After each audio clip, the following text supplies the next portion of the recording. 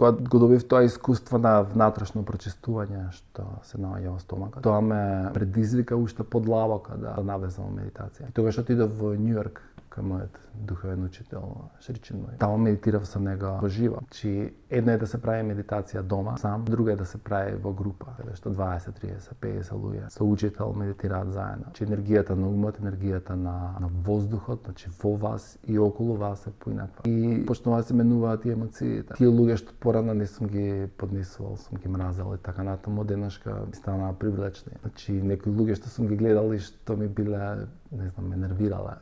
Не нешто сериозно, али секој има некои луѓе што имаат некоја емпатија према нив. И тогаш сватив дека, односно не сватив, туку имав искуство, кога ги видов тие луѓе, денешка гледам и ги сакам. И тогаш сватив дека тоа е увид во емоциите, дека таа емпатија или љубов кон некои луѓе е само наша енергетска неконтрола. Од кога го добив тоа искуство, следен чекор беше умот. Сватив дека умот не е толку важен, дека се многу поважни нашите движења што се овде, отколку овде. Сега луѓето мислат дека треба да научат што повеќе да разберат како е медитацијата, што е Бог, и дека у тој момент ќе се среќни и ќе имаат некоја длабока знаење. Меѓутоа длабокото знаење овде и овде, овие два енергетски центра кои ќе се развијат, и му даваат свест на умот. Третиот чекор ми беше кога почнав да патувам во Њујорк редовно, 3, 4, 5 пати годишно, во месец дена, каде што медитирав заедно со Шричен Мој и неговите ученици таму.